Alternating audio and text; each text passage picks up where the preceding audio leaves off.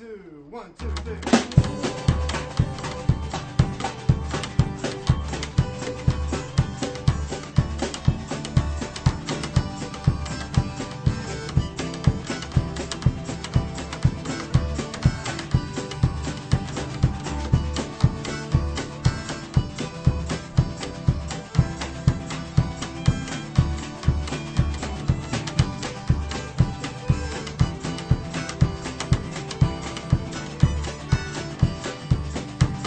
Hello and welcome.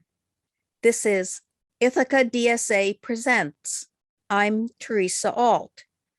I'm here today with David Zoltan, a self-professed policy wonk, an activist around socialism and housing and, for that matter, healthcare. But today we are going to talk about housing and specifically the question of federal funding for affordable housing to the extent that it exists. So I'm here not just as a host, but also as a local housing activist in Ithaca. Most of our activism in Ithaca is at the strictly local level, sometimes just at the municipal level, the town, the city level, the town, or the municipal, or the village even in places, perhaps. Much of it has been in the city of Ithaca, which is a very narrow area, much smaller than the economically effective city of Ithaca. And we've had programs about right to renew, about opting in to the Emergency Tenant Protection Act, ETPA as it's always called, about zoning questions, but that those are not really the things we're going to dwell on today. But I have to say, when we see the problem of a lack of affordable housing, we can't help but wonder, can the federal government be of any help? And you smile, but perhaps you could start with a little history of federal housing action and inaction. Well, thank you, Theresa. I appreciate the very warm welcome, and I hope that your listeners are ready for some perhaps dry but really important stuff. The history of federal housing is kind of rich in some ways and disturbing in many others. There was a time long ago, and in fact, New York City was one of the prime grounds for this, where public housing was not only considered to be the standard, but truly desirable housing. Of course, for white people, the history of housing across this country has tremendous racism written right into our Constitution, right into the very laws of our country, and that has seeped its way rather perniciously across our entire government, our entire society, and has, in the last 30 or so years, just been ramped up to exceeding levels. And we see that, that was what the 2008 housing crisis was about, is what is going on right now during the pandemic. And the answers aren't coming because of the landed interests of the real estate industry, of the wealthy, of corporations even. And so we need to reverse that trend, bring back not just public housing, but actually move towards social housing, which is, of course, publicly owned housing, but democratically controlled by the tenants that live there. And we can go into many examples across the world. There's beautiful social housing in Vienna and Spain and all across Europe. There are examples, in other places as well. But we need to figure out what American social housing is going to look like. We need to fight for it, and that starts with the federal government getting back into the housing business, as they have. That has been something that they've abandoned for the past 30 or so years. Well, I think when was early federal public housing, I think was either in the late 30s or the early 40s. Yep. In the lead up to World War II, between the two world wars, especially there were a lot of veterans who were placed into public housing. That public housing was well maintained. It was oftentimes beautiful, nice architecture, lovely part of the cityscape, and it brought communities together. Again, primarily white communities, and in later years after that, public housing was abandoned. The watchword of the day became, I want to own a home, but that was something that was pushed upon us by banks, by the real estate industry, all who were profiting from that. And it, like I said, it got supercharged in the 90s under neoliberalism, and we are suffering those effects today, not just in the lack of housing, which is happening in areas that are growing like like Ithaca, but even in places like Chicago, where we've been losing population for decades, we see the effects of it in our rents, in the rights that we have as renters, and in the fact that there are ever expanding homeless populations that the estimates say are somewhere around 500,000, but we know that those numbers are drastically low because of the way that the federal government even counts what is homelessness. And that in itself is very important, because you can't fix things that you don't count properly. If you don't have good data, then your basic assumptions are wrong from the start. For instance, here in Chicago, I think the official count of homelessness is somewhere around 7,000 or 8,000. In reality, that number is closer to 80 to 90,000 by the best estimates. And I have put out there that I believe it's possible that it's even higher since the pandemic, given how people have been treated during the pandemic as housing is concerned. Mm-hmm. So what you're saying is that these days, the federal government is not very likely to help. It is unfortunately not something the federal government has dwelled on with any certainty. And a large part of that comes back to Bill Clinton and the Clinton era, when suddenly the federal government turned off the tap on all construction of federally funded public housing. Housing is expensive. It's expensive to build.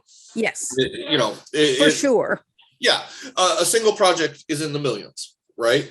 To get to the appropriate levels of affordable housing, for instance, here in Chicago, again, I just use Chicago because I'm most familiar with the numbers, and I think folks can kind of at least picture in their minds Chicago, whether they're in Ithaca or somewhere else in the country and watching this later.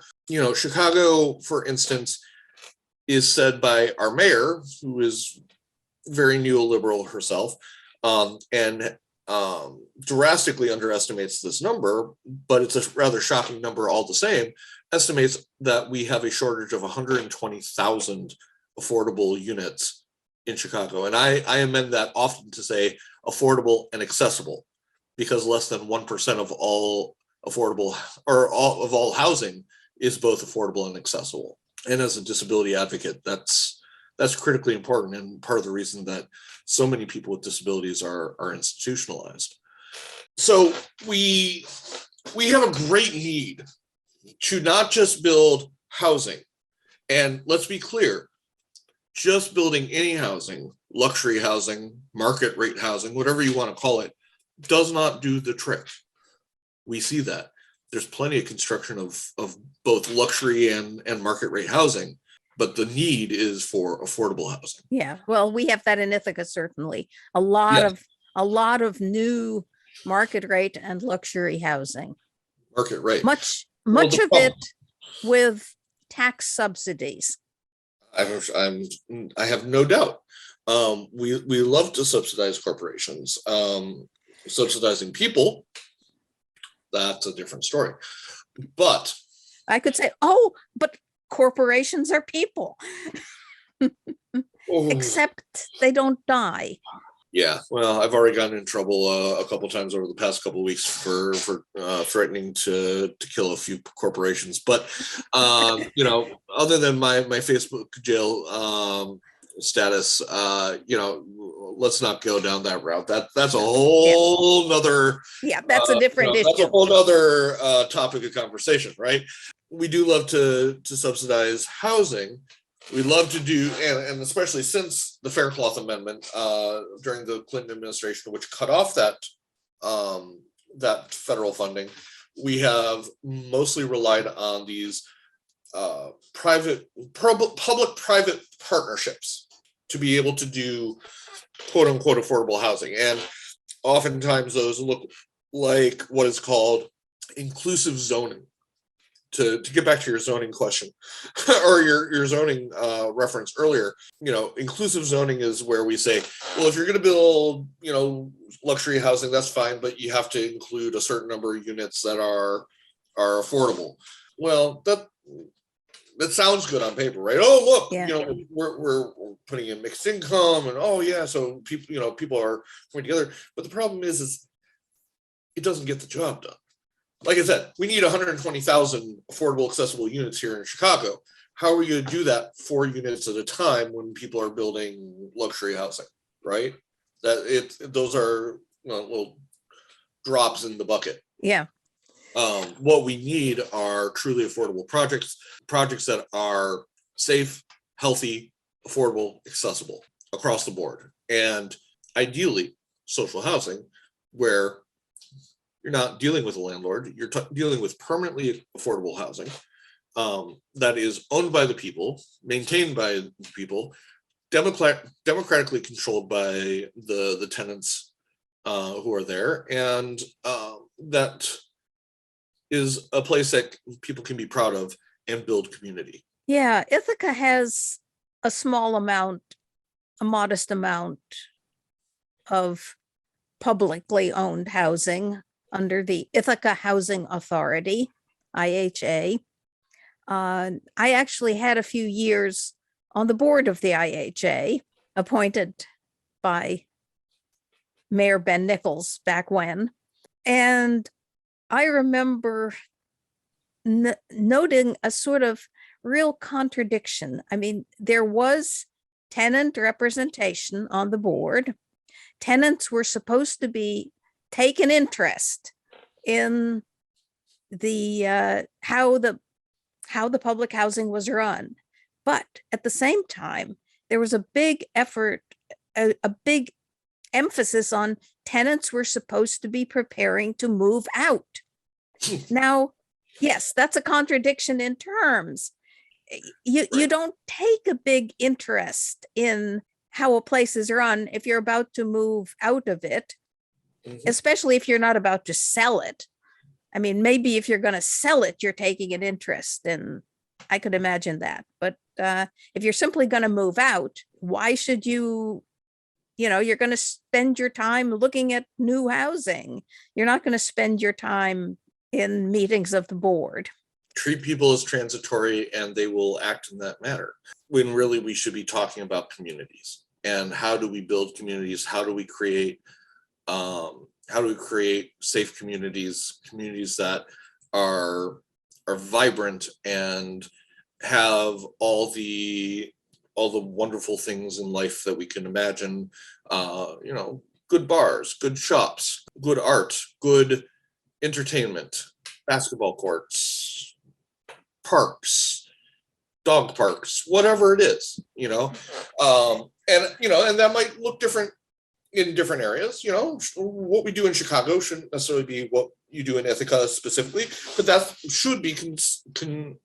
should be a constructive process that is brought together by the community that lives there, so that it serves that community. And if that system is not in place and people aren't able to imagine aging in place, they're forever feeling, like, well, I need to be figuring out what my next destination is. And that is a kind of mindset that has become prevalent in the US, this ever shifting renter, until you can own a home. But that doesn't have to be. There are people who are perfectly happy living in apartments.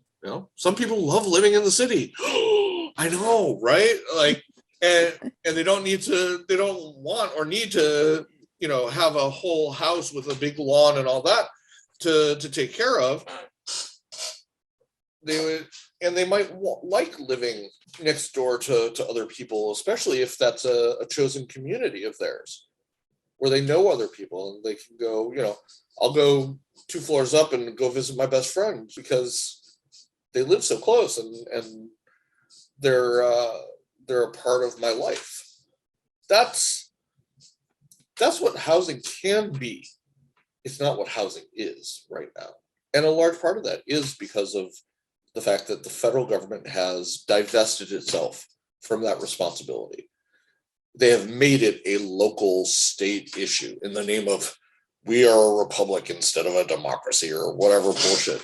But, like I alluded to earlier, this sort of idea of, you have to be a landed baron, or you have to be a homeowner, is, written into our Constitution. It was white men who owned land that got to vote originally. Yeah.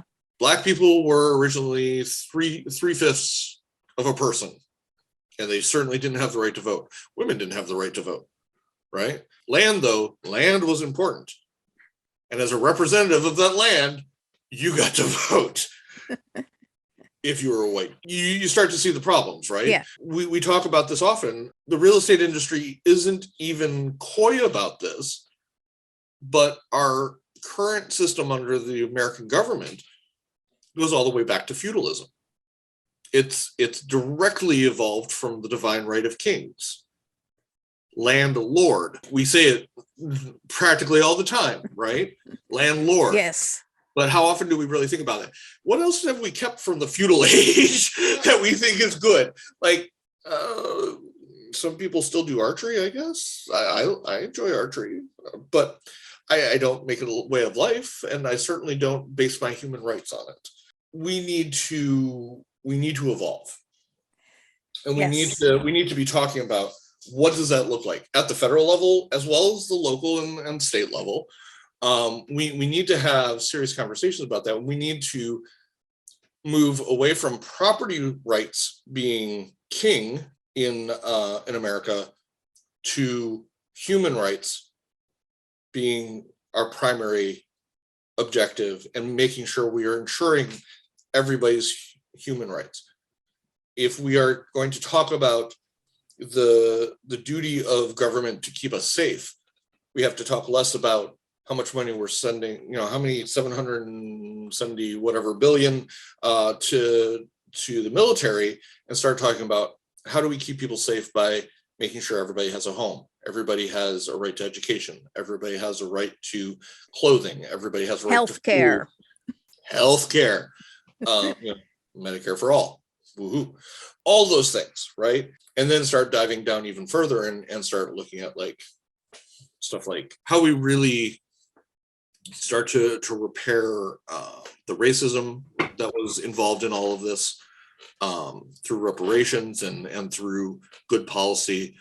How do we get folks out of institutions, both the criminal justice system institutions of prisons, as well as the institutions that keep people with disabilities like myself, institutionalized and locked up in quote unquote nursing homes and group homes, which I would call a misnomer as far as homes go. If you don't have agency over your home, it is not a home as far as I'm concerned. And we need to change the narrative on all of these things.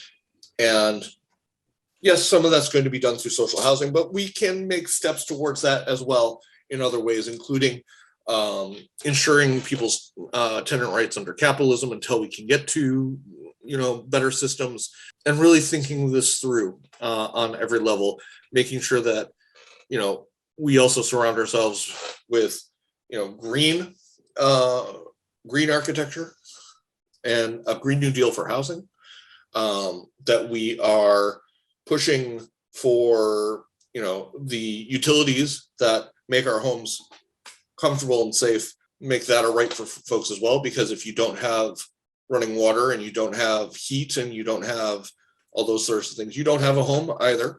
You have a box, a fancy box, but you have a box. And those are often causes of eviction as well. And we need to talk about even the idea of eviction and what that means, and the fact that eviction is directly antithetical to the human right to housing. Okay, but that's a local function, isn't it? I mean, I've attended eviction court and it is in city court, which is the very smallest level. Absolutely, but the federal government can provide some basic guarantees, and it has on many issues over the years. A few less lately, it seems, but there was a day when we guaranteed many rights at the federal level to ensure at least some level of justice across the entire country. Mm-hmm. And we can be pushing for that now. There are several progressive groups out there that are pushing for a tenants' bill of rights at the federal level. There are bills in Congress as we speak, from, I believe, Alexandria. Ocasio-Cortez. Thank you. AOC. From Alexandria Ocasio-Cortez. And Ilhan Omar about Green New Deal for housing stuff, about ending the Faircloth Amendment. Representative Omar even tried to cancel rents and mortgages during the pandemic, which would have been ideal. Yes. She had the best bill. She certainly had the best bill. I might have had a small part in writing it. And there were a lot of really good things in there. Most of all, everybody would have been prevented from having to pay rent in the middle of a pandemic. And there was money for landlords who needed it. Yeah, absolutely. There was an entire program that said, okay, you can apply if you're a landlord to if you need the money to ask for it. And there was funding involved and all that sort of stuff. But the assumption was that first and foremost, we keep everybody in their home. You don't have to pay rent. You don't have to pay your mortgage. Okay. And if you're a landlord, I think we included that landlords aren't paying their mortgages either. So that really what happened is we put the onus onto the banks, who are designed to capture that sort of risk. In fact, we have an entire system for it. The Fed backs up the banks. They all did all this, testing for emergencies because, after 2008, we were a little paranoid about banks failing. We have all these systems set up for the banks to take those losses, but we never activated any of it. Well, I think we don't really have time anymore, but maybe you could quickly explain what the Faircloth Amendment is. Very simple. It turned off the spigot on federal construction money for public housing. It just straight up, it's just a ban on the federal money directly building